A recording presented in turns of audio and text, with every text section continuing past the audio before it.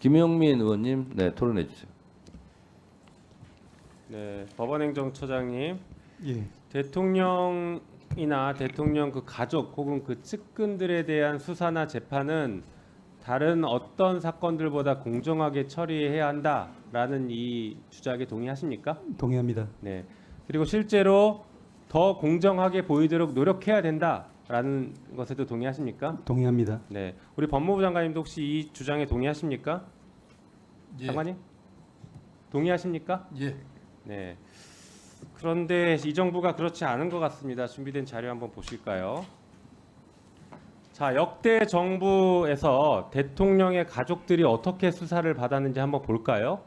김영삼 정부 때, 이때 임기 중인데 1997년 5월 달에 김영삼 대통령의 아들 김현철 씨가 임기 중에 구속이 됐습니다. 기억하시죠? 다음 보여주시죠. 자, 김대중 정부 때도 비슷한 일이 있었습니다. 김대중 대통령의 아들이었던 김홍걸 씨가 임기 중에 두 분 다 구속됐습니다. 네, 또 다음 보여주시죠. 노무현 대통령 때도 노무현 대통령의 형인 노건평 씨가 임기 중에 기소가 됐습니다. 대통령의 가족 사건에 대해서는 이렇게 정권에 상관없이 매우 공정하고 단호하게 처리했던 것, 그런 관행들이 이어져 왔습니다. 또 볼까요?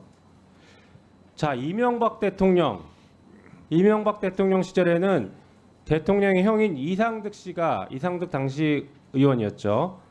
임기 중에 구속이 됩니다. 헌정사상 최초라는 이런 표현까지 나올 정도로. 네. 자, 이것처럼 근데 이제 윤석열 대통령이 후보 시절에 이런 얘기도 했죠. 이명박 정권 때가 가장 쿨했다. 이런 얘기를 합니다. 그 당시 보니까 윤석열 대통령이 당시에는 중수부 과장으로 근무했고 특수부장으로 근무를 하는 등 특수사건을 계속 해왔습니다. 이랬던 분, 그리고 그 당시에 당시 현직 대통령이 형을 구속했던 그 수사에 한복판에 있었던 윤석열 당시 검사가 그때는 쿨했다. 대통령 가족을 이렇게 수사해도 권력이 뭐라 하지 않는다. 소위 말해 살아있는 권력에 대한 수사라는 것이 검찰의 본연의 기능이다. 그리고 검찰개혁의 최종 목적지다. 이렇게 열심히 외쳐왔습니다. 실제 문재인 정부 때 윤석열 당시 검찰총장과 검찰 구성원들은 끊임없이 얘기했습니다. 살아있는 권력에 대한 수사가 검찰개혁이다. 살아있는 권력에 대한 수사를 하게 해주십시오. 온전하게 할 수 있게 해주십시오. 이 얘기를 끊임없이 요구했어요. 그게 검찰개혁의 최종 목표이고 마치 지상 과제인 양. 그랬으면 그렇게 주장했던 윤석열 정권이라면 가족에 대한 수사를 더 철저하고 공정하게 했어야죠. 볼까요?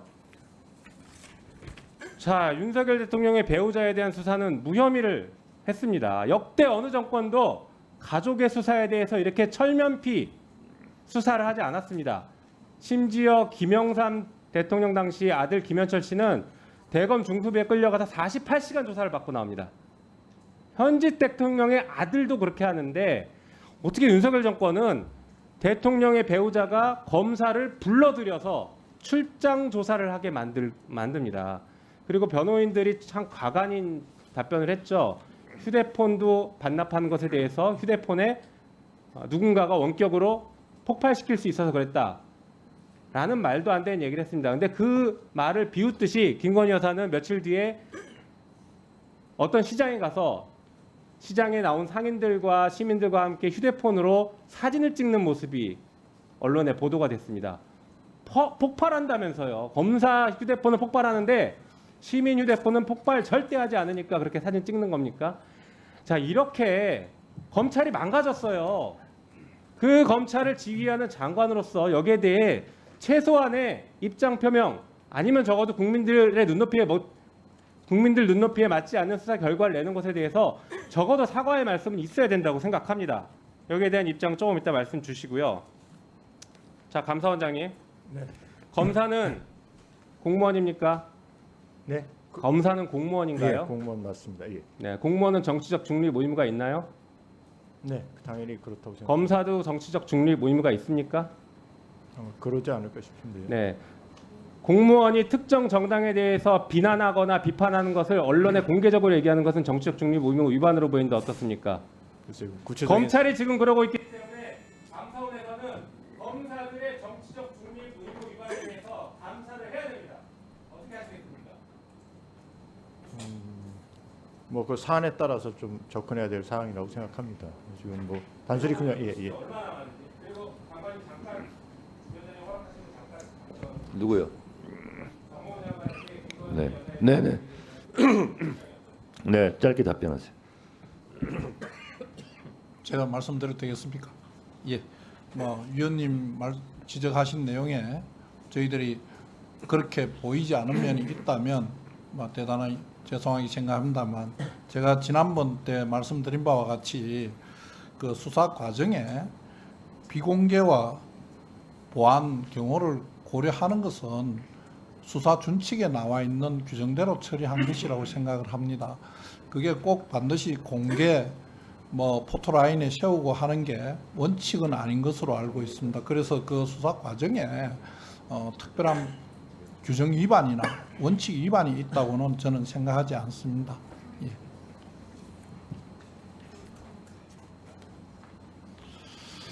네. 그 오전에 법무부 장관께서 확인을 안 해주셔가지고 예. 확인만 잠깐 하겠습니다. 예. 교정본부장 잠깐 마이크 나와 주세요.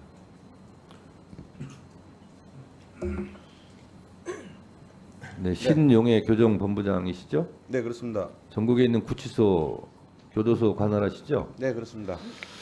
저희가 민주당뿐만 아니라 국민의힘이 서울구치소 현장 검증 다녀온 건 다 알고 계시죠? 네, 알고 있습니다. 그리고 저희가 자료 제출 요구한 것이 굉장히 부실을 했다. 그리고 또 제가 오전에 거의 사기에 가까웠다 이렇게까지 말을 했는데 그거에 대해서 잘 대응했다 이렇게 격려한 사람이 교정본부장입니까?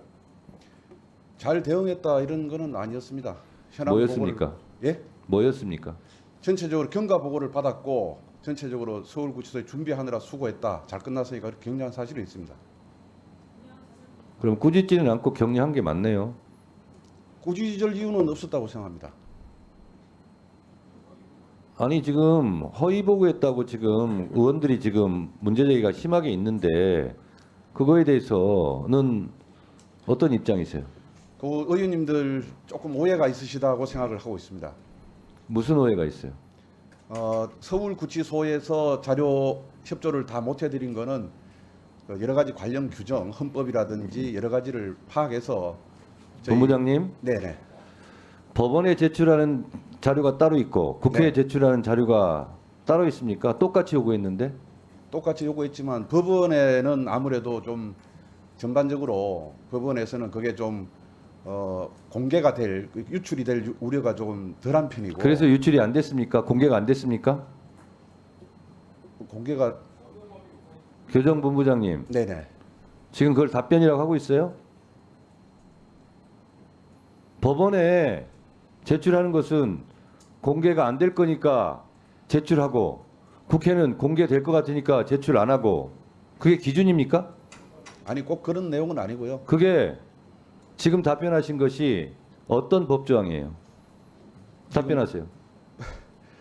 저희들이 어떤 법조항이에요? 법조항을 법원에는 제출해도 되고 국회에는 제출하면 안 된다는 것이 어느 법조항을 적용한 거예요? 제가 잘 기억은 못하겠습니다만 민사소송법 관련 규정하고 민사소송법 관련 규정 몇 조 몇 항입니까? 304 제가 지금 규정을 지금 잘 민사소송법 제 294조하고 344조로 알고 있습니다. 읽어보세요. 제가 이게 완전히 다 준비를 조항만 지금 해놔가지고요.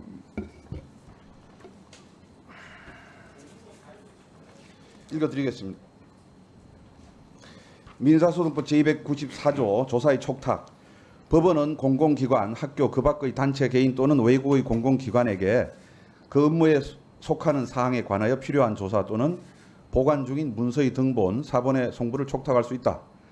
제344조 문서의 제출 의무. 자, 제 알았어요. 예예. 자, 법원에 제출할 때는 이렇게 제출하게 돼 있어요. 국회에서도 국회법과 국회 증감법에 의해서 의결난 자료는 모든 행정기관 다 제출을 하게 될 의무로 돼 있어요. 왜 안 했습니까? 네, 잘하고 있습니다. 법원에는 그 조항대로 했고 근데 국회법은 법원법하고 달라요? 물론 그 법률 조항도 제가 그 여보세요. 대한민국의 모든 법은 그 법을 지키라고 있는 거예요. 법원에서 요구하는 자료는 제출해야 되는 법이고 국회와 국회 증감법에서 의결로서 제출해야 될 의무가 있는 것을 안 지켜도 되는 거예요? 아닙니다. 왜 그래요? 근데 그 해석에 있어서 좀 차이가 뭘 있고 해석이에요? 국회를 존중하고 당연히 국회법과 증언감정법에 해석할 요지가 뭐가 있습니까? 헌법을 좀 먼저 말씀드리고 싶고요. 자료 제출 안 했을 때는 처벌까지 할 수 있어요. 근데 헌법- 왜 제출 안 하는 거예요? 그리고 그거에 대해서 격려성 발언하고 법 어긴 거에 대해서 잘했다고 교정본부장 이렇게 얘기해도 되는 거예요? 잘했다고 한 적은 없는 것으로 기억하고 있습니다.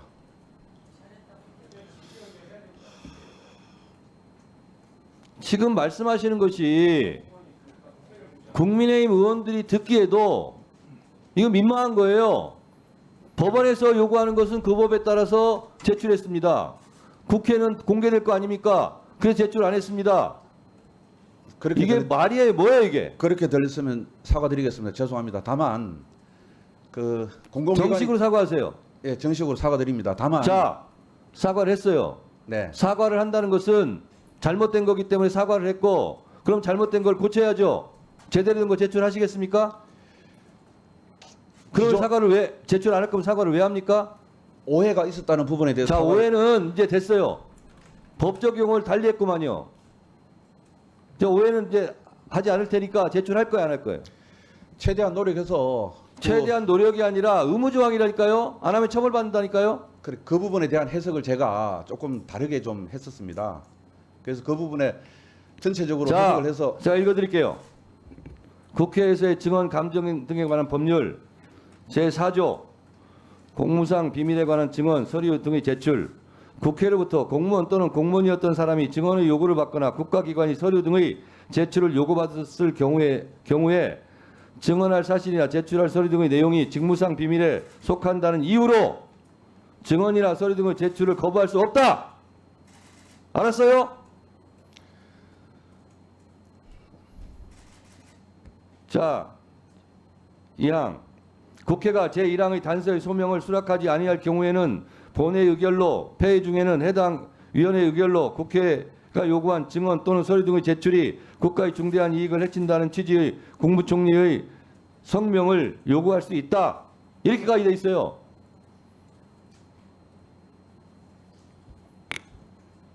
사망 국무총리가 제2항의 성명 요구를 받은 날부터 7일 이내에 그 성명을 발표하지 아니하는 경우에는 증언이나 서류 등의 제출을 거부할 수 없다. 이렇게까지 돼 있어 다.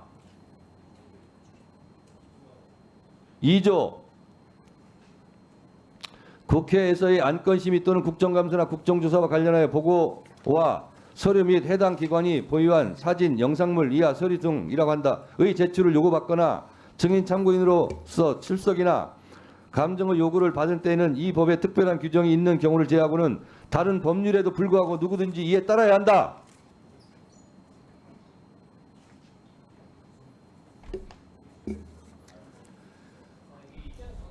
자, 알겠습니다. 교정본부장님, 네. 정식으로 사과까지 했고 시정 조치하세요. 그리고 잘못된 걸 인정했기 때문에 법원에 제출한 그 서류 그대로 제출하시기 바랍니다. 들어가세요.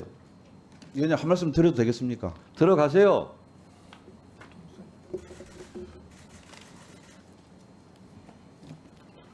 법무부 장관님, 예. 이렇게 하면 안 됩니다. 제가 한 말씀 드려도 되겠습니까? 한 말씀 하세요. 위원님 말씀대로 상임위에서 의결로 요구한 각종 자료를 적극적으로 제출해야 한다는 데 대해서는 저희들도 다 공감하고 있습니다. 그리고 그 제출한 내용이 좀 미흡하셨다는 부분에 대해 미흡하게 느끼셨다는 부분에 대해서는 저희들이 유감으로 생각하고 향후 더 개선하도록 하겠습니다. 근데 다만 국회에서의 정언 감정에 관한 법률 규정이 있다고 하더라도 그 규정 외에도 헌법적인 고려, 그러니까 헌법에 있는 권력 분립과 관련된 조항이라든지 기본권과 관련된 각종 조항이라든지 그 외에 또 다른 공공기관의 정보 공개에 관한 법률이라든지 기본 개인정보보호법에 관한 규정 이런 부분들도 종합해서 제출 여부를 결정할 수밖에 없다는 점도 위원장님께서 좀 이해를 해주시면 감사하겠습니다. 자, 다른 분들 조용히 하시고요. 장관님, 예, 장관님. 예. 그러면 지금 장관님 발언은 지금 국회 증감법, 국회법 이런 것이 위헌이란 얘기입니까? 위헌이라기보다는 위헌 아니죠. 뭐그 그리고 내용대로 다 따라서 장관님, 하기가 어려운 부분도 있다고 법은 말씀드립니다. 준수하라고 돼 있고요. 법에는 처벌 조항이 따르는 법이 있어요. 그리고 아까 제가 읽어드렸잖아요. 다른 법률에도 불구하고 그렇게 이행해야 된다라고. 다른 법률에도 불구하고는 다른 법률이 충돌한 내용이 혹시 있을지 모르기 때문에 다른 법률에도 불구하고 제출해야 된다 이런 거 아닙니까? 그러면 다른 법률을 교정본부장도 얘기했고 지금 장관도 얘기했어요. 그렇기 때문에 다른 법률에도 불구하고 제출하라 이런 얘기입니다. 그래서 헌법을 운운하시는 것은 그럼 이 법이 헌법에 위반되는 거냐? 제가 당연히 이렇게 물어볼 수밖에 없어요. 근데 그건 또 아니라면서요. 그러면 지켜야 되는 거예요. 헌법에 내재적 자, 한계가 있는 법원 거 아닌가 행정처장님. 생각합니다. 예. 판사 출신이니까 제가 그러면 추가로 물어보겠습니다. 다른 법률에도 불구하고 제출해야 된다는 것은 다른 법률이 이러저런 게 있겠죠. 다른 법률에도 불구하고는 이 법이 우선된다 이런 원칙 아닙니까? 법률적으로? 물론적으로는 그렇게 보이긴 합니다. 네, 그렇죠. 법무장관님, 대법관님 얘기를 잘 들으세요. 참고하세요. 제 말이 맞다잖아요. 자, 요 정도 하시고 질의하도록 하겠습니다.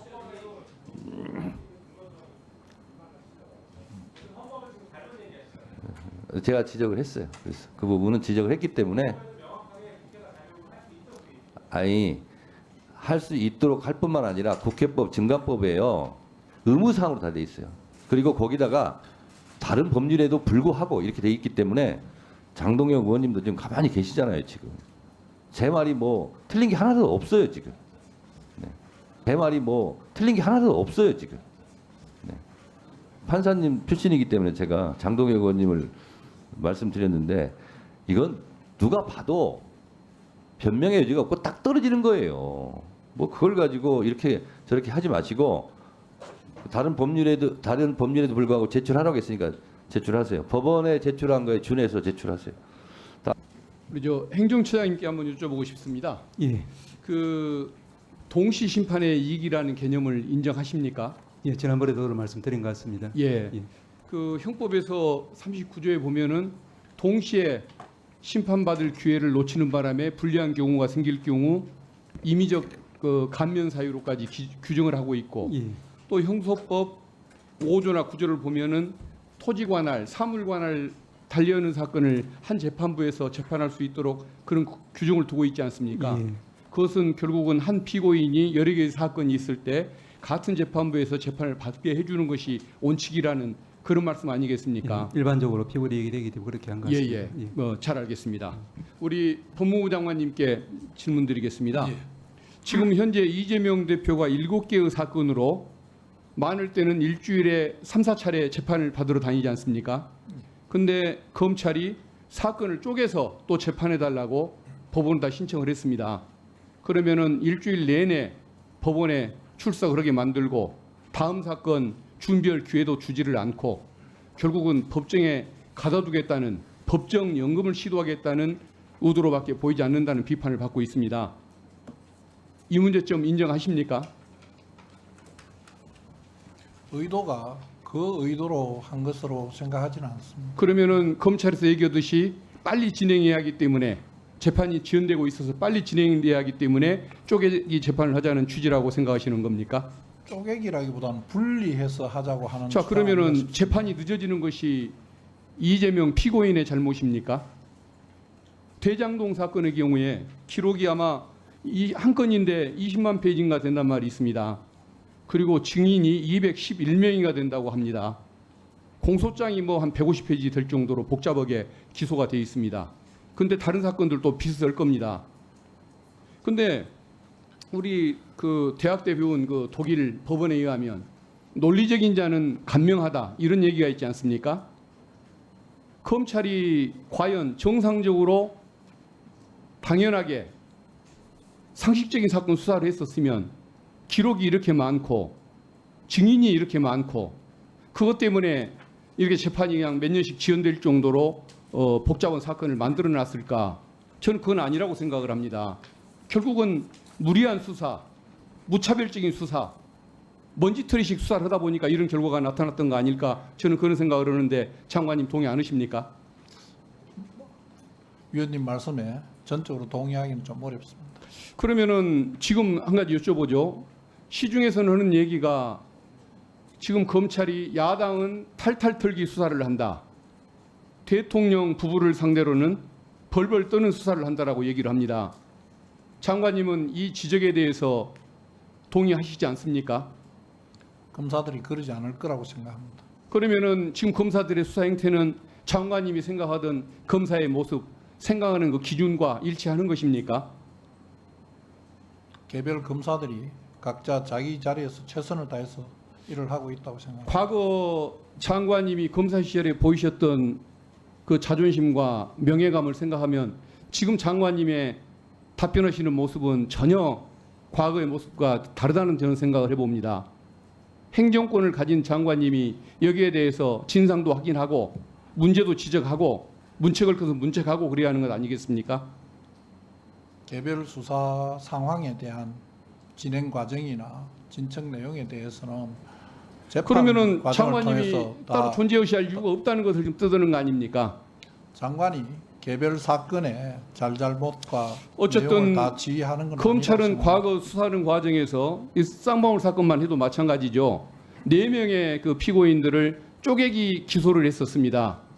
한 명 한 명 약한 고리를 만들고 개인적으로 고립을 시켜서 불안감을 느끼고 자백하게 만들고 그걸 토대로 해서 이재명 대표를 기소하겠다는 이런 의도로밖에 보이지가 않습니다.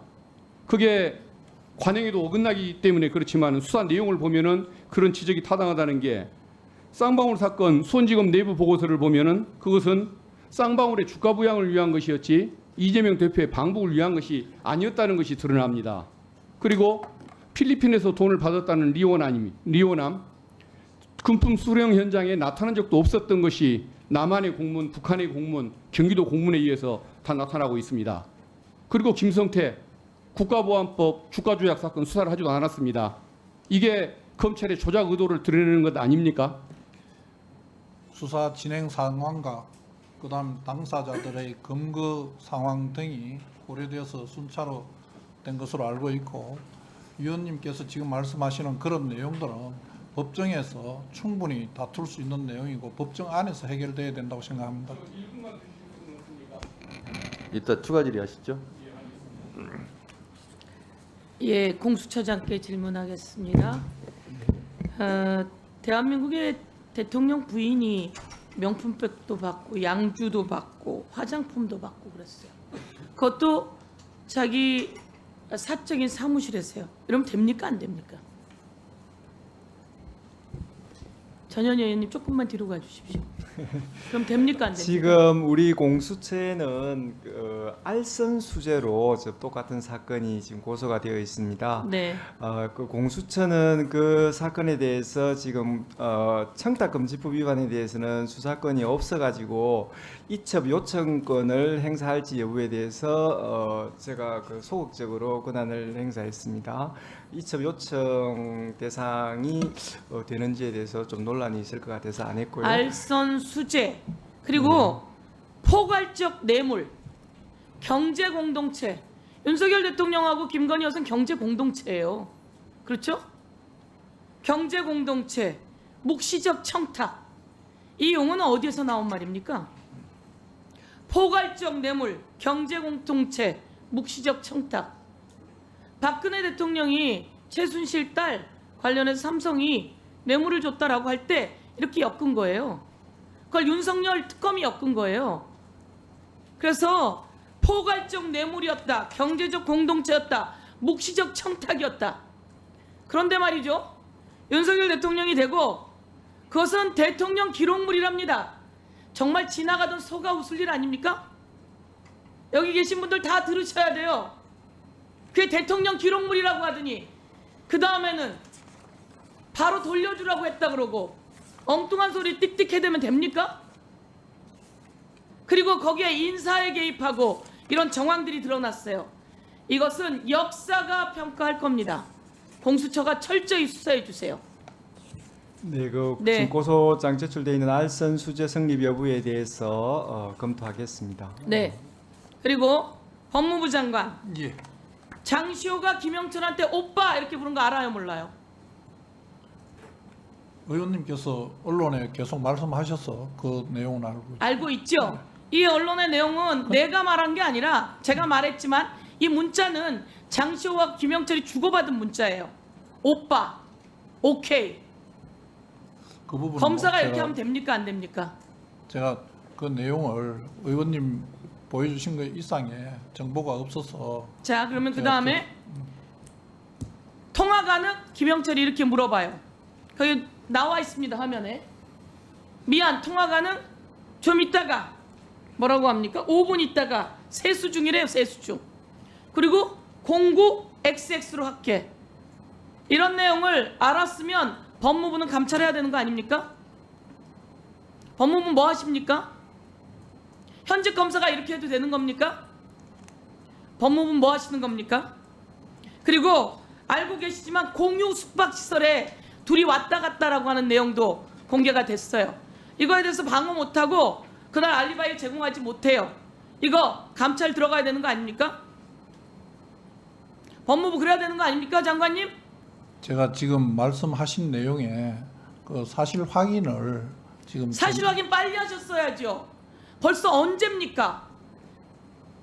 빨리 하셨어야죠. 이건 직권 6입니다. 직무 6입니다. 그 다음 넘겨주세요. 제가 정말 놀라웠던 일은 바로 저겁니다.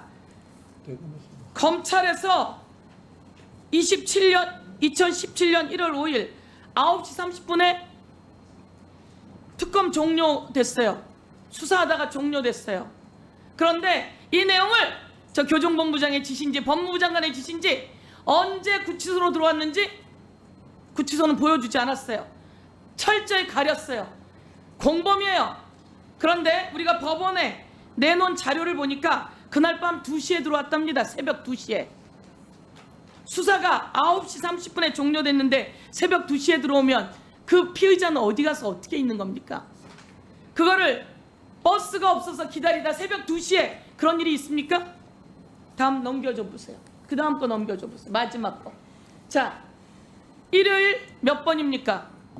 21번, 토요일 11번, 설 연휴는 3일 내내 가요. 법정 구속이 된 다음에 크리스마스 날 불러요. 그 다음 거 한번 들어봐 주세요. 자, 저거는요. 법정 구속되고 난 다음이에요. 법정 구속되고 난 다음에 크리스마스 12월 25일부터 내내 우리 장관님 보이십니까? 일요일 출정이 일요일이에요. 평일도 아니고 법정 구속된 다음이에요. 2년 6개월형을 받았어요. 그런데 일요일 내내 검사가 불러요. 1112호라고 되어 있지만 거기 있는 특검들은 다 공유하겠죠. 장관님, 예. 이렇게 하면 됩니까? 검사가 법정 구속된 다음이에요. 국정농단이라 많은 걸 조사했을 거라고 이야기하는데요. 벌써 박근혜 대통령 벌써 구속된 다음이에요. 박근혜 대통령은 자, 질의를 정리해 주시죠. 시간이 지났습니다. 그런데 2017년 12월 25일부터 내내 일요일 날 불러요. 그리고 오빠라고 하고. 이 내용 관련해서 그럼 이 과정에서 특별히 서로 모종의 관계가 있었을 거다. 진술 조작이 일어날 수밖에 없다. 등등 여러 가지 공적인 문제. 그리고 공무원, 검사가 지켜야 할 윤리 방법. 질의를 좀 마무리해 주세요. 등등이 많은데 왜 법무부 장관 아무것도 안 하고 손을 놓고 계십니까? 법무부 장관님. 의원님, 제가 한 충격적이지 않습니까? 위원장님 네, 지금 끝났는데 말씀 좀 드려도 되겠습니까? 네, 네, 하세요. 예. 지금 말씀하시는 내용들에 보면 저 과정이 장시호 씨가 뭐 60회 그 전체 출정 기록을 하면 한 70회도 넘게 나갔는데 그 중에는 법정 출석도 있고 특검 출석도 있고 법원 출석 다뺀걸 아닙니다. 예. 제가 서영교 의원님, 제 이야기를 좀 서영교 의원님, 들어보시죠. 예. 질의 제가- 시간이 다 의원들이 똑같이 주어지는 겁니다. 예. 제가 아무리 민주당이라지만 예. 이렇게 하시면 안 돼요. 예. 저 법원 출석을 빼고 68회입니다.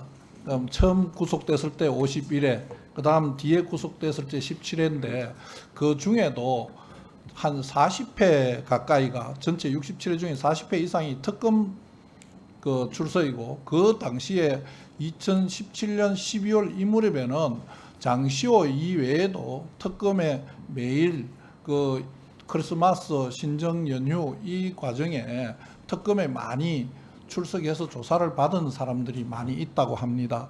그래서 뭐 그 기간에 조사를 받았다는 이유만으로 특별히 더 의심을 하거나 해야 될 내용은 아닌 것 같은데 그 개별 사람에 대한 조사 내용이나 무엇을 조사했는지 이런 부분은 현재 제가 대답 드리기가 조금 어려운 부분이고 그거는 박영수 특검 사무실에서 누가 불렀는지 누가 조사를 했는지를 저희들이 따로 좀 확인을 해봐야 알 수 네, 있는 내용. 장관님 정리해 주시죠. 자,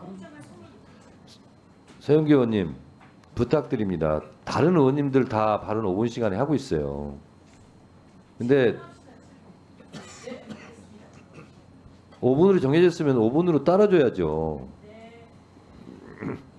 장관님, 예, 모든 걸 떠나서요. 예, 다른 부처의 경우 법 위반은 법 위반대로 따로 따져보더라도 품행이나 품위유지가 이 정도로 망가져 있으면 보통 감찰을 하고 징계부터 합니다.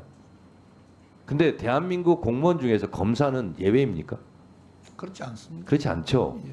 서영교 의원이 지금 제시한 자료는 서영교 의원이 임의로 조작한 게 아니에요. 둘이 주고받은 문자, 그걸 누가 조작합니까? 있는 팩트예요.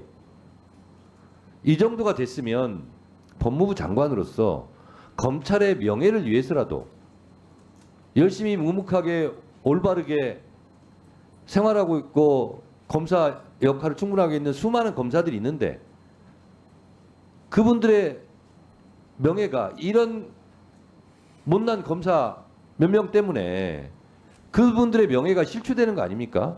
그러면 국회에서 탄핵 절차는 탄핵 절차대로 가더라도 이런 사실이 알려졌으면 당장 감찰하고 당장 징계 조치를 해야 되는 거 아니에요? 어떻게 생각하십니까? 지금 말씀하신 그런 카톡이나 뭐 자료가 과연 언제 있었던 건지 저 말씀하신 내용이 과연 뭐 저보고 얘기하세요. 부적절한 내용인지 사실은 저희들이 자료를 갖고 있지도 않고 그 과정도 정확하게 모르는데 뭐 제가 위원장님하고 위원님께서 자꾸 뭘 하시니까 제가 뭐 법무부 장관으로서 다 확인해야 될 책임이 있는 것처럼 느껴지기도 합니다. 근데 검찰은 우선 감찰 부분도 검찰의 자율성을 존중하기 위해서 검찰 장관님, 자체에서 먼저 하게 돼 알겠습니다. 있습니다. 장관님, 예.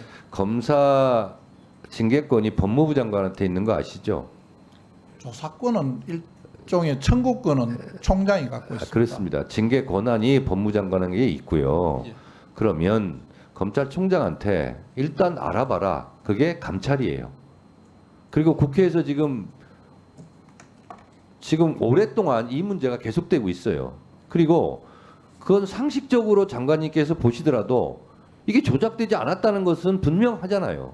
그러면 사실인지 아닌지 알아봐야 될 거 아니에요. 근데 사실인지 아닌지 제가 모르겠습니다. 그런 답변 여지 있어요. 알아보셨어야죠. 그래서 사실관계를 확인하는 것 자체가 감찰이에요. 그래서 이건 사실이구나. 이건 도저히 묵과할 수 없구나. 법 위반을 떠나서 법적인 문제를 떠나서 이건 검사로서 지켜야 될 직무 윤리에 이건 위반된다라고 판단이 되면 징계 절차에 들어가야 되는 거예요. 제가 특별하게 뭘 요구하는 게 아니라 일반적인 상식적인 국민 눈높이 수준에서 말씀드리는 거예요. 언제까지 이걸 뭉개고 계실 겁니까? 저희들은 뭉개지 않습니다. 예. 감찰하세요. 저 감찰 이 여부에 위원장님 제 말씀 한 네. 말씀만 들어주시면 네. 감사하겠습니다. 다른 부분보다는 전체적으로 제공하는 의혹이나 그다음에 여러 가지 내용들이 객관적 팩트하고 좀 맞아줘야 되는데 지금 말씀하시는 출정 일자와 그날 당시에 뭐 돌았네 안 돌았네 장관님, 예, 그런 출정 일자 부분이- 그거는 저희 국회에서 따질 테니까 장시호 씨와의 부적절한 이런 카톡 내용 이런 거 있잖아요. 예. 이런 것만으로도 검사의 품위를 심각하게 훼손한 거 맞잖아요. 그러니까 그거에 대해서 아직 사실인지 모르겠습니다. 그러니까 제가 드리는 말씀이에요. 사실 여부를 감찰을 들어가 보면 알 거 아니에요. 네, 제가 지금 제가 얘기를 하고 있으니까 좀 이따 얘기하세요. 제가 서영교 의원님 질의에 대해서 하도 답답해서 위원장으로서 말씀드리는 겁니다. 네? 아니 어떻게 잠깐만요. 어떻게 하시겠어요? 아니 기본 지금 저 카톡이 언제 겁니까? 아니 지금까지 그렇게 설명을 드렸는데 날짜가 있습니까? 날짜가 다 있으니까 자 서영교 의원님, 예, 서영교 의원님, 그러니까 이거 그 부분이 이 시간 이후에 통상 법무부 장관한테 드리세요. 징계 시효가 3년입니다. 자 드리세요. 자 됐고요. 자료를 장관님한테 드리세요. 다음은 박은정 의원님 토론해 주세요. 아이고, 네, 조국혁 신당 그만하세요. 박은정입니다. 그만하세요. 박은정 의원님 그 토론해. 최재해 감사원장님께 묻겠습니다. 네, 예. 김건희 씨 관련해서 관저 증축 의혹 감사원 발표 언제 합니까? 아까 곧 한다고 하셨는데요. 아, 대통령실 감사. 관저 증축 의혹. 관저 예. 날짜 말씀해 주세요.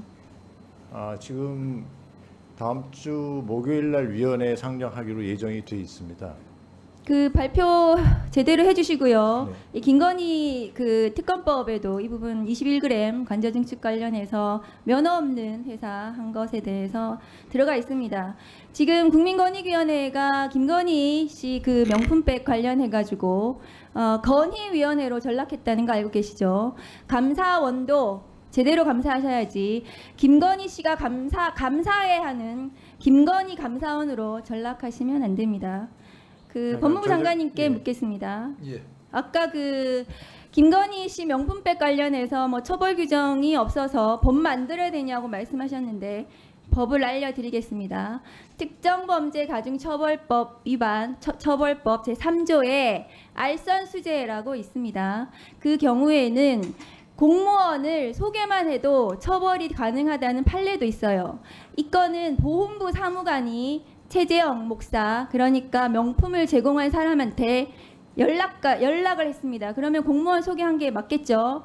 그러면 이 건은 명품백 수수 관련해서 알선수재, 변호사법 위반 처벌 규정이 있습니다. 알려드립니다. 모른다고 하셔가지고 알려드리는데 오전에 장관님 답변 태도를 보니까 명품백 사건은 끝난 것 같아요. 끝났습니다. 그래서 이 건에 대해서는 뭐가 제대로 그 결과를 기대하기 어려워서 제가 알려드립니다. 도이치모터스 주가 조작 사건 남아 있습니다. 그 건 관련해서 김건희, 최은순 두 사람이 2차 주가 조작에 모두 관여되어 있다는 의혹이 있다는 것이 지금까지 내용이고요. 이 건 관련해서 지금 전주들 85명을 서울중앙지검에서 전수조사한다고 보도가 나왔어요. 전주들 불러가지고 개미 투자자들 주가 조작 알았냐 몰랐냐 물어봐서 몰랐다 그러면은 따라서 김건희도 몰랐다. 이렇게 무혐의 봐주기 처분 안 되도록 도이치모터스 주가 조작 사건만이라도 장관님이 제대로 지휘감독 행사하시기 바랍니다. 다음으로 장시호 김영철 검사 탄핵 관련해서 묻겠습니다. 지금 장시호 씨 출정 기록 한번 보세요. 장관님 보이시나요? 보이십니까? 잘 안 보입니다. 자, 조금 크게 하실 수 있나요? 지금 제가 좀 설명을 해드리면 지금 장시호 씨가 그 지금 2017년 12월 6일 법정 구속되고 나서 출정한 기록이에요. 저게. 저 그 조사실을 한번 보세요. 1112호, 1112호, 1112호. 1112호 특검 조사실일까요? 장관님 어떻게 생각하세요? 저는 저 1112호가 어딘지 정확하게 모르시죠? 알고- 예. 특검 조사한다고 지금 불렀어요. 1심 선고 난 후에 왜 저렇게 일요일 날 많이 불렀는지 저는 알 수가 없는데 지금 저거 다 조사했을까요? 저 횟수를 보면 1112호는 거의 특검 조사실로 그렇죠. 그렇게 저희도 볼 수는 있는데 1114호도 저 밑에 있어요. 1114호는 서울중앙지검 반부패 2부장실입니다. 그리고 밑으로 좀 더 내려가서 해주세요. 1106호가 나와요. 저 1106호는 2018년 2월 5일 김영철 검사가 대검 연구관으로 발령난 이후 1106호가 김영철 검사실이에요. 반부패 연구관실. 대검과 중앙지검에 장시호 불렀다는 지금 의혹이 나와 있어요. 저기 저기는 무슨 장소인지 모르겠어요. 특별검사실이라고 돼 있는데 특별검사실이라고 적혀는 있어요. 근데 특검 사무실에는 1106호가 없습니다. 저희가 이 사무실 가봤거든요. 1114호실도 없어요.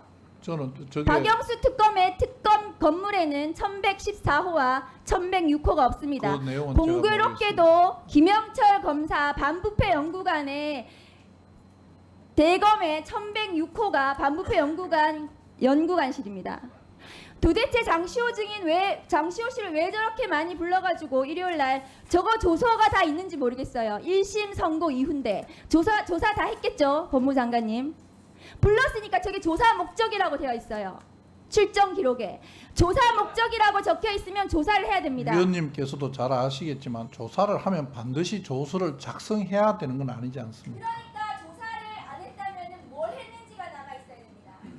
조사를 작성했다고 조서가 없다고 그러니까 조사를 안 했다고 할 수는 조사가 없는 없으면 거예요. 뭘 했는지가 있어야 되는 거예요. 그거는 특검 쪽에다가 확인을 해봐야 될 내용입니다. 조사를 했을 수도 있고 조사를 안 했을 수도 있습니다. 그렇죠, 장관님? 조사를 안 한 상태로 사람을 불러서 시간을 보낼 리가 있겠습니까? 조사를 안 하고 이렇게 오랫동안 사람을 불러가지고 시간을 안 보냈단 말씀이시죠? 네. 뭐 저는 그래 해본 경험은 없습니다. 토론을 정리해 주시죠. 수사 기록을 제출해 주십시오. 장시호 씨에 대해서 이 기간에 조사를 했는지 아마 국정농단 기록이 있을 거예요. 지금 서울중앙지검에 보존이 되어 있을 겁니다. 그러면 장시호가 저렇게 출석해서 특검 사무실이든 중앙지검이건 대검이건 출석해서 조사를 받았는지 조서가 있는지 장시호의 조서에 대해서 혹은 조사를 안 했으면은 불러다가 뭘 했는지 수사 보고서가 있을 겁니다. 수사 보고서와 조서를 모두 제출해 주십시오. 그래서 대조해서 그러면 김영철 검사가 혹은 김영철 외에 다른 검사가 장시호를 불러서 적법하게 했다는 것을 저희가 확인을 하겠습니다. 이상입니다. 네. 앞에 말씀하신 건 대답 안 드려도 되겠습니까? 네. 정리해 주시죠.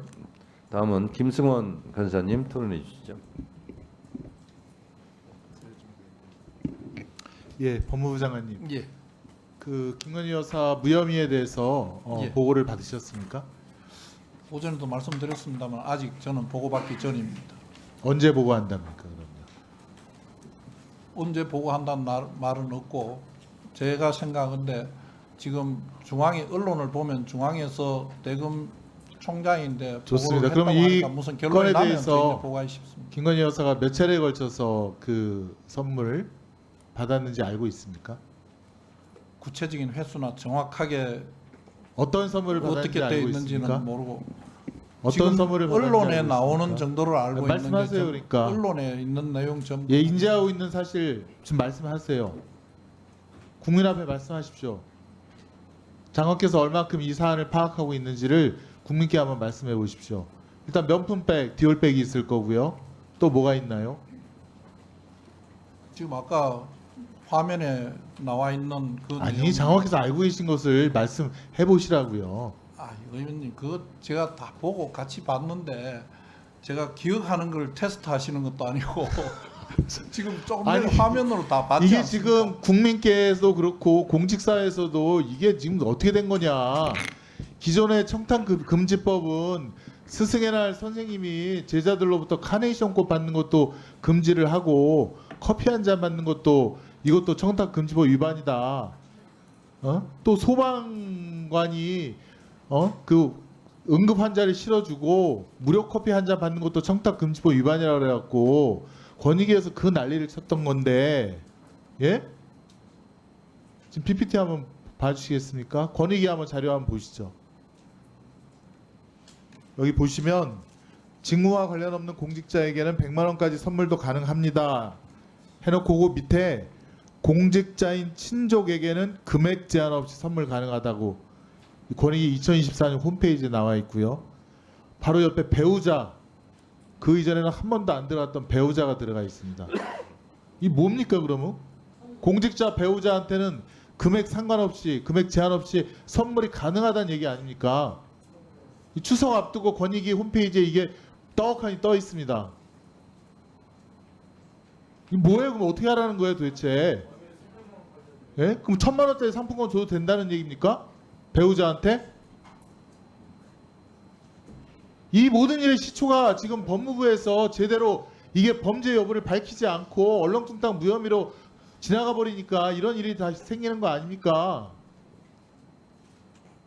이거 어떻게 하실 거예요 지금? 소방관 선생님한테는 커피 한 잔 마시는 것도 청탁금지법 위반이라고 그렇게 금지하고 징계까지 내리더니 이게 뭐 하는 겁니까? 배우자라는 단어는 2024년도에 들어가 있어요. 김건희 여사를 의식해서 권익위가 이 단어를 넣은 거죠. 이렇게 망가져도 되는 겁니까 나라가? 예? 법무부 장관이 뭡니까? 저스티스 아닙니까?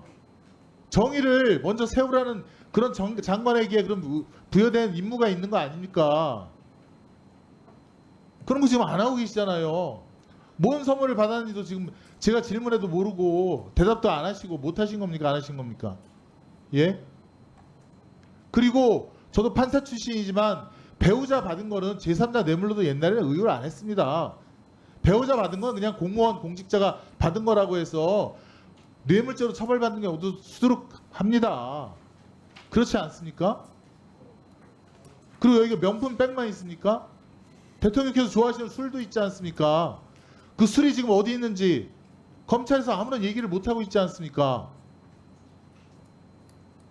그러면 장관께서 이거를 관심을 갖고 기울이시고 정청래 위원장님도 말씀하셨지만 선제적으로 이걸 파악해서 빨리 결론을 내려줘야 될 거 아닙니까? 도대체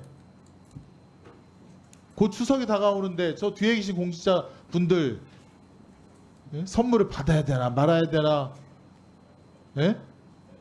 이게 조사 대상이 되는 건지 안 되는 건지 나라 기강이 이렇게 흔들려서 되겠습니까? 장관께서도 제가 그때도 말씀드렸지만 지금 인권침해 수사에 대해서도 지난번에 한번 파악하시고 장관께서 국민을 설득할 수 있는 방법 마련해 주시라고 말씀하셨는데 그것에 대해서 지금 답이 없으십니다.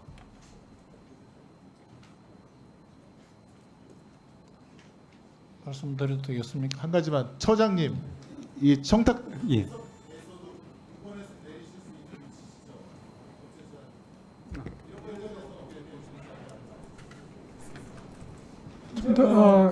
네, 법조치의 유권 해석은 일단 그 행정부 내에서의 그 해석의 통일을 위한 것인데 기본적으로는 소관부처가 일차적인 해석권이 있습니다. 소관부처에서 해석을 하고 거기에 대해서 특별히 의문이 제기되지 않으면 법조처가 유권 해석하지는 않습니다. 이 청탁금지법과 관련해서는 일단 먼저 소관부처가 권익이기 때문에 권익위에서 한 해석에 대해서 어떤 분쟁이 있다거나 특별한 이유가 있어가지고 저희한테 유권 해석이 오지 않으면 저희는 거기에 저희가 나서서 특별히 유권 해석을 할 수는 없습니다.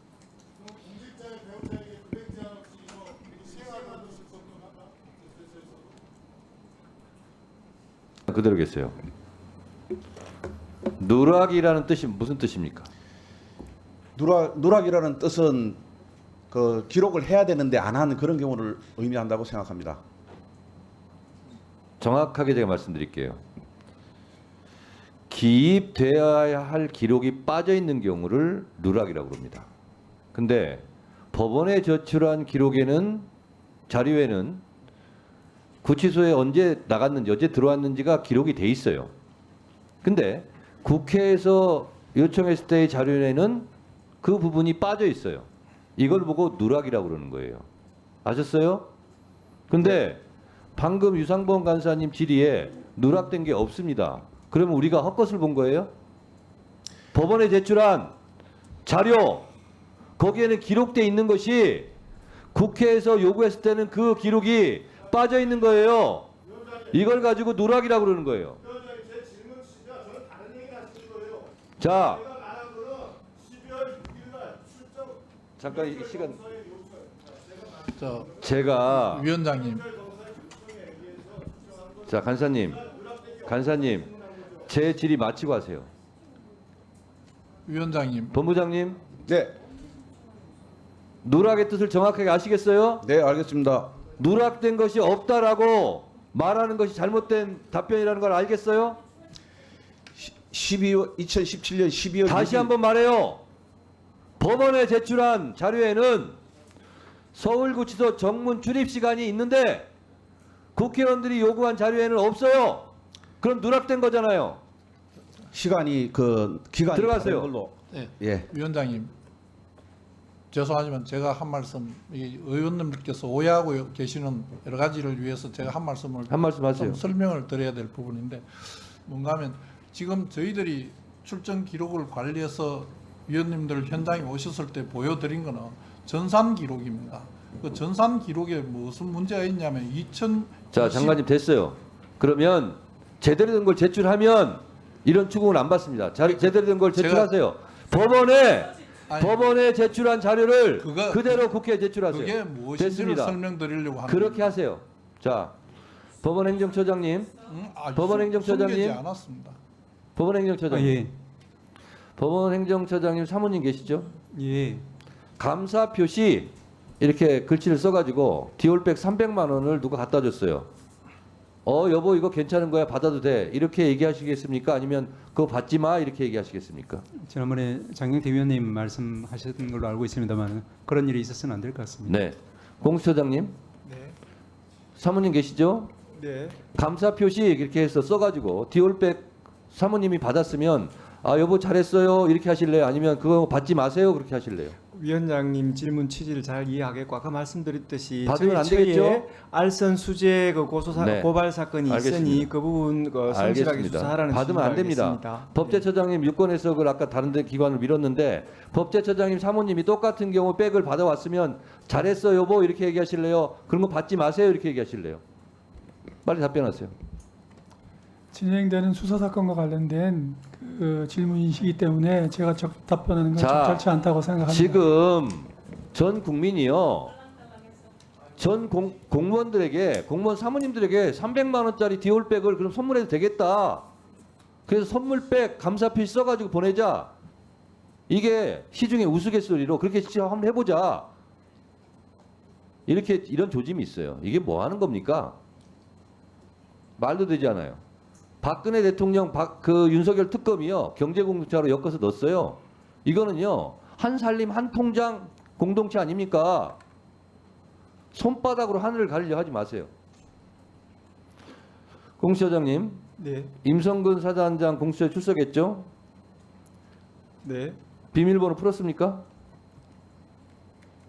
지금 그 부분 지금 수사 진행되는 부분에 대해서는 제가 지금 이 자리에 말씀드리기는 좀 곤란하고 자, 수사, 알겠어요. 우리 그 담당하는 검사가 좀 열심히 네, 수사하고 있죠? 수사하고 있습니다. 네. 그리고 대통령 통화기록 확보했다고 언론에 났던데 통화기록 확보한 거 맞죠?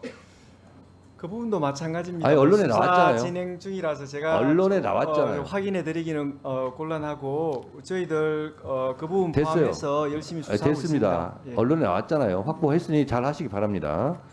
그리고 임성근 전 사단장 위력행사 가혹행위로 공수처에 추가 고발됐는데 그것도 수사하고 있습니까? 네, 그 접수되었고 수사하고 있습니다. 네. 대통령 전화 통화 기록 그거 확보했다고 그러니까 그걸로 철저하게 수사해서 최혜병 수사 외압 사건 잘 밝혀주시기 바랍니다. 잘 알겠습니다. 네. 주 토론을 마쳤습니다. 다음은 보충 질의 순서이고요. 보충 질의 하실 분 손 한번 들어보세요.